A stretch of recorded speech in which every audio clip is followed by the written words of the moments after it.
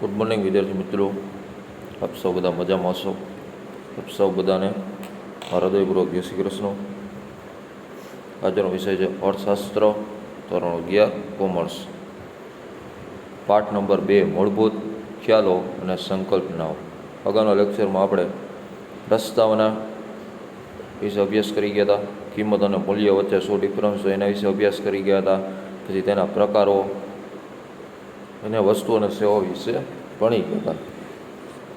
આજે આપણે ભણવાનું છે આપણે જે અભ્યાસક્રમમાં બીજો મેઇન પોઈન્ટ છે વસ્તુઓના પ્રકારો. વસ્તુઓના પ્રકારોમાં મુખ્યત્વે બે રીતે વસ્તુના આપણે પ્રકાર જોઈ શકાય. એક તો ભૌતિક વસ્તુ અને અભૌતિક વસ્તુ. ભૌતિક વસ્તુ એવી હોય કે કોઈ પણ વ્યક્તિ જે છે એ બીજાને કોઈ ગિફ્ટ આપે, પછી પ્રાઇમસ હોય, ટીવી હોય, ફ્રીજ હોય, મોબાઈલ હોય, તો એ ઘણી બધી વસ્તુઓને ભૌતિક વસ્તુ કહેવાય. ભૌતિક વસ્તુ એટલે કે એવી વસ્તુ કે જેને આપણે જોઈ શકાય, ઉપયોગમાં લઈ શકાય. જ્યારે વિરુદ્ધ બાજુ જોવા જઈએ તો સંગીત હોય, શિક્ષણ હોય, ડૉક્ટરી સુવિધા હોય, આરોગ્ય હોય, સલાહ હોય વગેરે અભૌતિક સુવિધાઓ વસ્તુઓ છે. તો હવે તમને બંને વચ્ચે ડિફરન્સ ખ્યાલ આવી ગયો હશે કે જે વસ્તુને આપણે જોઈ શકાય એને ઉપયોગમાં લઈ શકાય એને ભૌતિક વસ્તુ કહેવાય.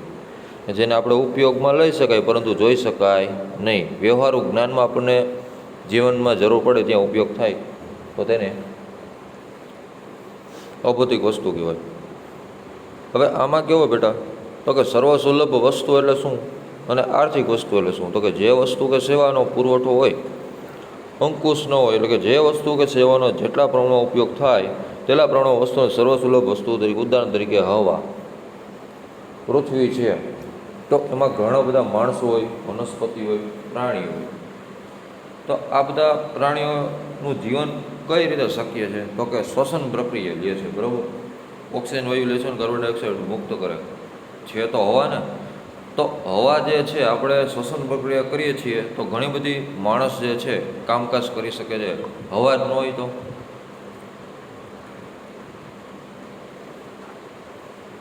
કામકાજ થાય નહીં. એટલે આ વસ્તુ જે છે સમજવા જેવી છે. પછી કીધું સૂર્યપ્રકાશ વગેરે જે વસ્તુનો પુરવઠો કાબૂમાં રાખી શકાય, જે વસ્તુનો પુરવઠો કાબૂમાં રાખી શકાય તે વસ્તુની શું ઉદ્ભવે બેટા? તો કે અછત ઉદ્ભવે. અછત ક્યારે ઉદ્ભવે? તો કે ખરીદ વેચાણની પ્રક્રિયામાં તમામ વસ્તુઓ કે સેવાઓને આર્થિક અછત કહેવામાં આવે છે. અછતવાળી વસ્તુ એટલે શું?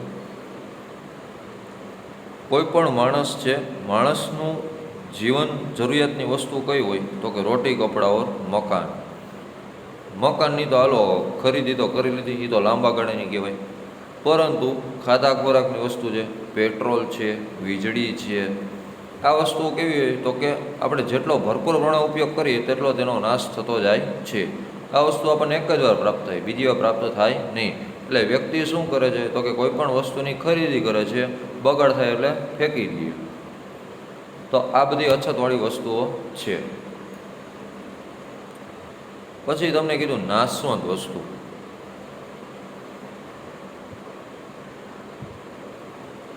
હવે નાશવંત વસ્તુ એટલે શું અને ટકાઉ વસ્તુ એટલે શું? તો કે વસ્તુના ટકાઉપણાને આધારે જે કંઈ પણ બે પ્રકારો પાડી શકે. એટલે નાશવંત વસ્તુ એટલે કે એનો જલ્દી નાશ થઈ જાય એ. અને ટકાઉ વસ્તુ એટલે શું? તો કે લાંબા ગાળ સુધી ચાલે તે. હવે આમાં કેટલીક વસ્તુ એવી હોય કે વ્યક્તિ જે છે વપરાશ કરતા હોય પરંતુ તેની સાથે સાથે તેનો અંત પણ થાય છે. જ્યારે કેટલીક વસ્તુ જે છે લાંબા ગાળા સુધી આપણે વપરાશ કરી શકીએ છીએ તો તેને ટકાઉ વસ્તુઓ કહે છે. આ બેટા સાવ સામાન્ય જ છે મુદ્દાઓ, જેથી તમને ઝડપથી ખ્યાલ આવી જશે. એટલે સાવ સહેલા છે આમ. હવે જો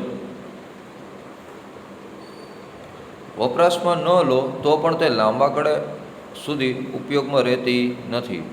એક્ઝામ્પલ તરીકે સમજીએ કે નાશવંત વસ્તુ કઈ છે?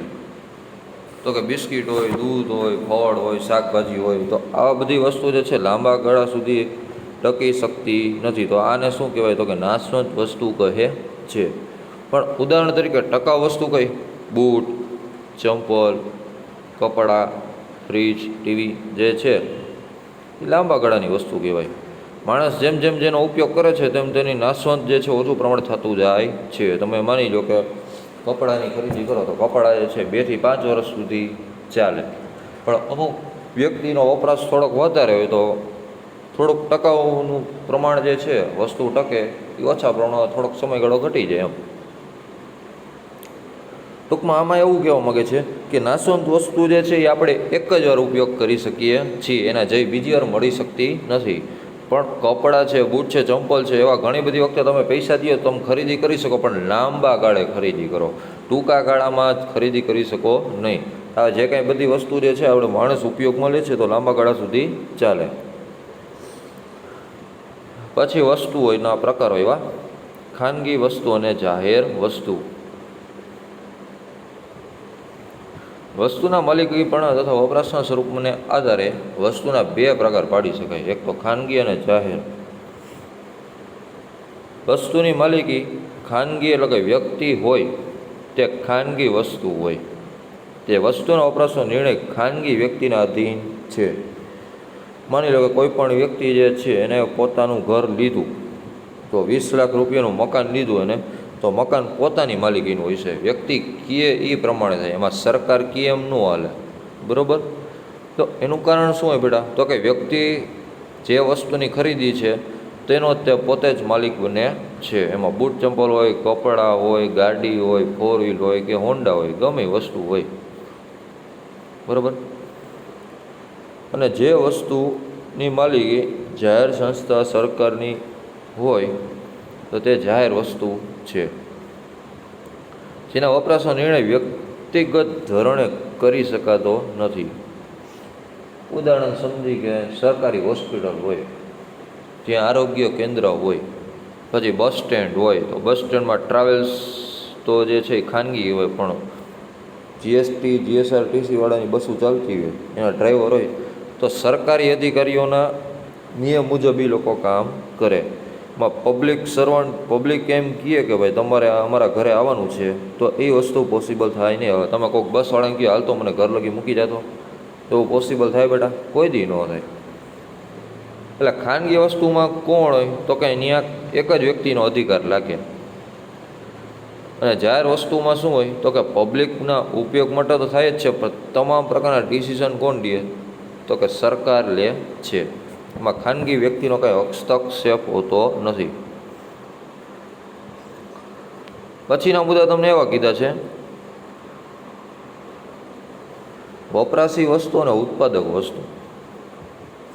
આપણે જે કાંઈ ભણીએ છીએ બેટા એ વસ્તુઓના પ્રકારો છે.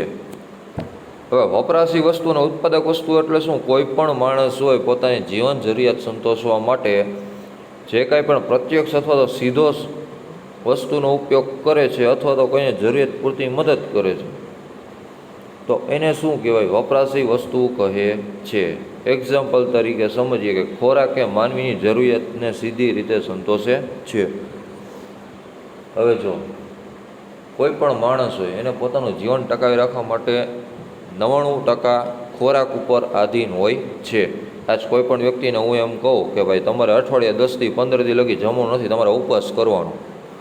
માણસનો વજન હોય 80 કિલો, અઠવાડિયે 10-15 દી લગી ખાહે નહીં, બરાબર? તો શું થાય? 30-40 કિલો વજન તો એમને ઘટી જાય. એનું કારણ છે કે પાણી નથી પીતો, કાંઈ ખોરાક નથી પીતો, માણસ શું થાય? મૃત્યુ પામી જાય. તો માણસને પોતાનું જીવન ટકાવી રાખવા માટે શું કરશે? તો કે વપરાશી વસ્તુનો ઉપયોગ સીધો કરશે. એ ભલે પછી પૈસા દે, મફતમાં ખાય, એ માણસને જોવાનું, બરાબર? હવે જો જ્યારે ખોરાક તૈયાર કરવાનું વાસણું જરૂરિયાત એટલે વાસણ વગેરે પ્રત્યક્ષ પરોક્ષ રીતે સંતોષે, આથી કપડાની જરૂરિયાતને સીધી જ રીતે સંતોષે. ટૂંકમાં આવા કપડાં હોય, તેલ હોય, ખોરાક હોય, પછી ઇલેક્ટ્રોનિક વસ્તુ હોય, તો આનો સીધો ઉપયોગ કરે છે, એને વપરાશી વસ્તુ કહેવાય. અને ઉત્પાદન વસ્તુ એટલે શું બેટા? તો કે જે વસ્તુઓ સીધી પ્રત્યક્ષ વપરાશમાં જરૂરિયાત સંતોષી શકાય છે, પરંતુ કાચા માલનું તૈયાર માલમાં શું થાય બેટા? ઉત્પાદન થાય. આજ કોઈ પણ ખેડૂત હોય, હવે એ ખેતી ખેડશે તો ઘઉંનું ઉત્પાદન કરશે, તો ઘઉંનું ઉત્પાદન કરશે, પણ સૌથી પહેલાં જમીને ખેડશે તો ખરી ને, કે ડાયરેક્ટ તો બિયારણ નહીં નાખી દે. તો બિયારણ જમીનની અંદર નાખશે, ચોમાસું આવશે, એકાદ બે વરસાદ પડે, 6-7 મહિને પાકની લણણી થાય, લણણી થયા પછી એનું પોતરા અલગ કરે, પછી એકાદું ગોડાઉનમાં ઘઉંની અનાજની ગુણીઓ ગોઠવશે, સાફ કરશે, પછી શુદ્ધ ઘઉં જે છે એ યાર્ડમાં વેચશે, ત્યાર પછી આપણા ખોરાક તરીકે ઉપયોગમાં લઈ શકીએ. તો આ બધી વસ્તુ જે છે ઉત્પાદન, એટલે કે કાચા માલથી તૈયાર માલ લઈને સંપૂર્ણ ઉત્પાદન થાય અને વસ્તુ વેચવામાં આવે, તેને ઉત્પાદન વસ્તુ કહે છે. પછીનો મુદ્દો એવો કીધો છે કંઈક કે સંપત્તિ અને કલ્યાણ કીધું. હવે બેટા સંપત્તિ એટલે શું? તો કે કોઈ પણ માણસ હોય એ કોઈ પણ વસ્તુની ખરીદી કરે છે, જ્યારે તે પૈસા ચૂકવે છે, આર્થિક નાણું આપે છે, બદલામાં એને અલગ અલગ જમીન હોય, મકાન હોય, યંત્ર હોય કે કોઈ પણ વસ્તુ હોય, એ પૈસા દઈને વસ્તુની ખરીદી કરે તો વ્યક્તિ શું થાય? તો કે સંપત્તિનો માલિક બને. પણ અહીંયા શું કહે છે? તો કે આર્થિક અભ્યાસોને વારંવાર આવતા બે શબ્દ સંપત્તિ અને કલ્યાણનો અર્થ સમજી લેવો જરૂરી છે. હવે જો સંપત્તિનો અર્થ, હવે એડમ સ્મિથ છે ને બેટા, એ મોટા એવા અર્થશાસ્ત્રી હતા. કોણ હતા? મોટા એવા અર્થશાસ્ત્રી. હવે એ અર્થશાસ્ત્રી નિષ્ણાત એવું કહે છે કે સંપત્તિના 10 તરીકે આપી ત્યારથી આર્થિક અભ્યાસનો સંપત્તિનો અર્થ અને મતો ચર્ચવા લાગ્યા. એડમ્સ માર્શલના સંપત્તિનો અર્થ આપવા જણાવે છે કે જે વસ્તુનો ઉપયોગી હોય, અછતવાળી હોય, વિનિમય પાત્ર હોય અને જેના પર વ્યક્તિની માલિકી થઈ શકતી હોય. 3 શબ્દ તમારા બેટા યાદ રાખવાના છે કે જે વસ્તુનો ઉપયોગ હોય, અછતવાળી હોય, વિનિમયની માત્ર એટલે કે આપલે થતી હોય, તો એ વ્યક્તિગત રીતે માલિક થઈ શકે છે. આજ તમે કોઈ પણ વસ્તુની ખરીદી કરો છો, બરાબર, તો સૌથી પહેલાં તમે વસ્તુ જોશો કે આપણને અનુકૂળ છે કે નહીં. કદાચ જો વસ્તુ અનુકૂળ આવી તો પછી તમે શું કરશો?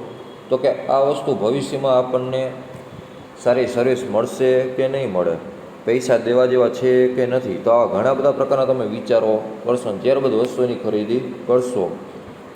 કદાચ તમને એમ થશે બીજા 2 કે 3 વ્યક્તિઓને તમે જે વસ્તુની ખરીદી કરી વાપરવા દેશો, વસ્તુનો શું છે બેટા? વિનિમય થયો. અથવા તો વિનિમય નહીં કરો તો તમે શું કરશો? ભાઈબંધ દોસ્તોને પૂછશો, મિત્રને, કે આ વસ્તુ મેં ખરીદી કરી હતી તો એનો ઉપયોગ કઈ રીતે કરી શકું. તો એ મિત્ર કદાચ વસ્તુની ખરીદી કરી હોય તો એ તમને શીખવે.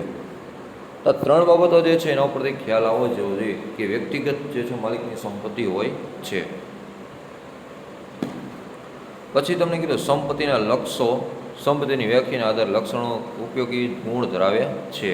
માનવ જરૂરિયાત સંતોષવા માટે ઉપયોગિતાનો ગુણ ખૂબ જ મહત્ત્વનો છે. સંપત્તિનું પ્રથમ લક્ષણ એ છે કે માનવી જરૂરિયાત સંતોષવાનો ગુણ ધરાવે છે. હવે બેટા કોઈ પણ સંપત્તિનો તમે ઉપયોગ કરો પણ પૂરતી માત્રામાં કરો. બહુ વધારે પડતો ઉપયોગ કરો બેટા તો નુકસાન થાય છે. પણ કોઈ પણ સંપત્તિ, માની લો કે જમીન હોય, હવે કોઈ પણ ખેતીવાડીની તમારી પાસે 20 એકર જમીન છે, 20 એકરમાં તમે અલગ અલગ જગ્યાએ અલગ અલગ પાક ઉગાડો, ક્યાંક કપાસ ઉગાડો, ક્યાંક ઘઉં ઉગાડો, ક્યાંક ડાંગર ઉગાડો, તો એ વસ્તુ શું થાય બેટા? સંપત્તિને નુકસાન થાય. ટૂંકા માણસને જેટલી જરૂર હોય તેટલી સંપત્તિનો ઉપયોગ કરવો જોઈએ, બરાબર. પછીનો મુદ્દો છે સંપત્તિ અને કલ્યાણનો સંબંધ. બસ સંપત્તિ અને કલ્યાણનો સંબંધ એવો છે કે સામાન્ય રીતે એવું માનવામાં આવે છે કે વ્યક્તિની સંપત્તિમાં વધારો થાય ત્યારે તેના કલ્યાણમાં પણ વધારો થાય છે. આથી દેશની સંપત્તિમાં વધારો થાય તો લોકોના કલ્યાણ પર થાય છે. ત્યાંથી વ્યક્તિ માટે જે બાબત સાચી હોય તે દેશ માટે પણ ન હોઈ શકે. હવે બેટા દેશની સંપત્તિ છે, હવે એમાં અધિકાર કોનો હોય? તો કે પ્રજાનો હોય. પરંતુ ભારત દેશમાં વિવિધતામાં એકતા ધરાવતો દેશ છે. આપણે જુઓ કોઈ પણ વસ્તુની ખરીદી કરી છે ગવર્મેન્ટ શું કરે તો કે 18% જીએસટી નાખી દઈએ. જીએસટીમાંથી અમુક પ્રકારનો ટેક્સ જે છે આપણે ગવર્મેન્ટને ચૂકવીએ છીએ. તો ગવર્મેન્ટ શું કરે તો કે પબ્લિક પાછળ ઘણા બધા પૈસા કરોડોના જે છે બિલો વાપરે છે. બરાબર. હવે તમને પ્રશ્ન થાય કે સાહેબ એ કઈ રીતે? તો એ કઈ રીતે એટલે કે પબ્લિક જે છે રોડ રસ્તા હોય, આરોગ્ય સુવિધા હોય, બસ સ્ટેન્ડ હોય, તો એ ઘણી બધી જાહેર સુવિધાઓ જે છે સરકાર આપણને પૂરી પાડે છે, પણ બહુ લાંબા ગાળે પૂરું પાડે. 5 વાર આપણે રજૂઆત કરી ત્યારે બધું કમ્પ્લીટ થાય. તો આ તમામ પ્રકારના પ્રશ્નો અને નિર્ણય લેવાનું કામ કોણ કરે બેટા? સરકાર કરે. બરાબર છે. તો આના ઉપરથી હવે તમને ખ્યાલ આવી જોઈએ કે કલ્યાણનો સીધો સંબંધ આપણે માપી ન શકાય, પરંતુ અમુક નૈતિક મૂલ્યોને આધારે થતું નથી. પરંતુ શું થાય તો કે ભૌતિક કલ્યાણની વસ્તુ હોય ને બેટા, એમાં આવકમાં વધારો થવાથી આવકની વહેંચણી પણ સુધરે છે, આથી કલ્યાણમાં પણ વધારો થાય છે. આથી દેશની આવક જો જેમ જેમ વધશે તેમ તેમ દેશનો શું થશે બેટા તો કે વિકાસ થાય. હવે એ વિકાસ કેમાં થાય તો કે ટેકનોલોજીકલ ક્ષેત્રમાં થાય. જ્યારે તમે જુઓ કે દિવસે દિવસે પેટ્રોલના ભાવ વધતા રહીએ તો માણસ શું કરશે? ઇલેક્ટ્રોનિક વસ્તુની ખરીદી કરશે. સરકારે એવી જાહેરાત કરી કે અમે 20,000 રૂપિયા જે તમે જો ઇલેક્ટ્રિક ગાડીની ખરીદી કરશો તો 20,000 રૂપિયા સબસિડી આપશે. પણ ખરેખર ગાડી હોય 60,000ની અને 40,000 રૂપિયા તમારે ખાલી આપવાના રહેશે. તો બેટરીવાળી ગાડી ખરીદી કરો એનું કારણ છે કે પર્યાવરણમાં દિવસે ને દિવસે હવાનું પ્રદૂષણ થતું જાય છે. તો સરકારે એક રીતે આમ સારું વિચાર્યું કે પર્યાવરણને નુકસાન થતું આપણે અટકાવવું જોઈએ. બરાબર. તો આ શું કહેવાય બેટા તો કે ભૌતિક કલ્યાણ વસ્તુનો હેતુ તો કર્યો, પાછી સબસિડી આપી. તો આપણે માણસ શું કરશે? પબ્લિક ધીમે ધીમે 2-5% એને ખરીદી કરશે અને જે છે પર્યાવરણનું પ્રદૂષણ અટકી જશે. બરાબર. અને છેલ્લો પછીનો મુદ્દો છે ઉત્પાદનના સાધનો.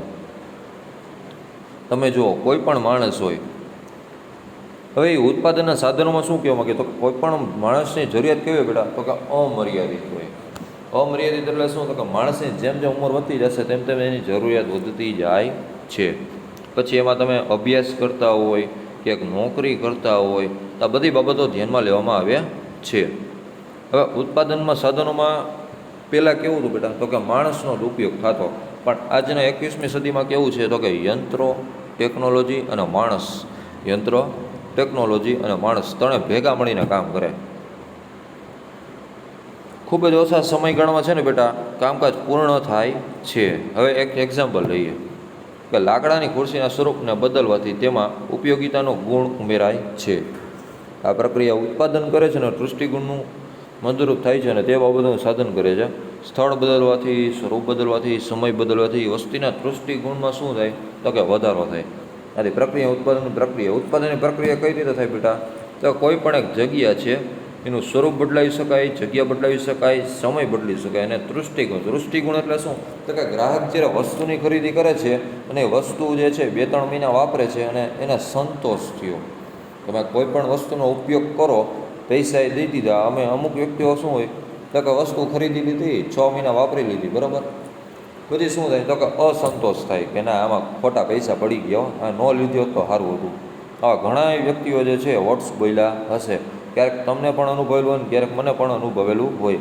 તો વસ્તુ આપણે એવી ખરીદવી જોઈએ કે જે આપણને ઉપયોગી થાય, સંતોષ થાય, બરાબર. પછી એમાં કોઈ પણ વસ્તુ હોય, તમે કોઈ પણ વસ્તુ ધારી શકો છો. એ માત્ર એક્ઝામ્પલ છે સમજવા માટે. તો આ પ્રક્રિયાને શું કહે બેટા ઉત્પાદનના સાધનો કહે છે. તો વિદ્યાર્થી મિત્રો આજે આપણે આટલું રાખીએ. અસ્તુ. જય શ્રી કૃષ્ણ.